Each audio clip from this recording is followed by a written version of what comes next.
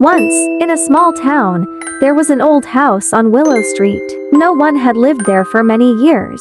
The windows were broken, the paint was peeling, and the garden was overgrown. The people in the town said it was haunted, but no one really knew for sure. One day, a brave boy named Jack moved into the town with his family. Jack loved exploring and wasn't scared of much. When he heard stories about the haunted house, he became curious. One evening, just before the sunset, Jack decided to go and see the house for himself. He grabbed a flashlight and headed down Willow Street. He pushed open the rusty gate, which creaked loudly, and walked up to the front door. It was slightly open, as if someone had been inside. Jack stepped in cautiously. The floorboards creaked under his feet, and the air inside was cold and damp. Cobwebs hung from the ceiling, and the furniture was covered in dust. Jack's flashlight flickered, casting strange shadows on the walls.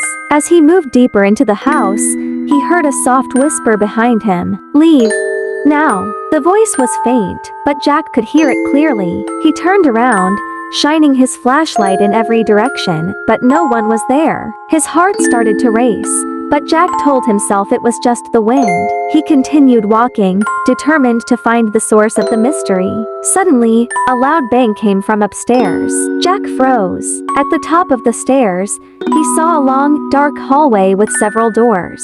One of the doors at the end was open, and Jack could see a faint light coming from inside. When he reached it, he peeked inside. The room was empty, except for an old rocking chair in the corner. The chair was moving back and forth, even though no one was sitting in it. As soon as he did, the door slammed shut behind him. Jack ran to the door, trying to open it, but it wouldn't budge. Panic started to rise inside him. Then, the whispering began again, this time louder and clearer. "Why are you here?" Jack turned around and saw a shadowy figure standing by the rocking chair. It was a ghostly woman, her face pale and her eyes hollow. She stared at Jack with sadness in her eyes.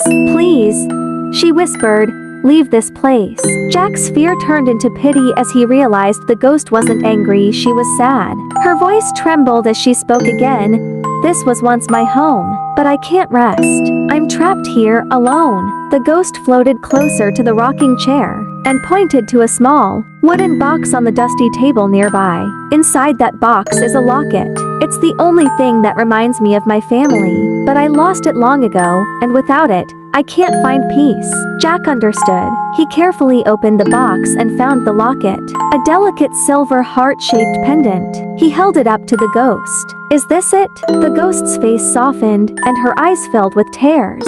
"Yes, thank you," she whispered. Slowly, her figure began to fade, and the air in the room grew warmer. "Now I can rest?"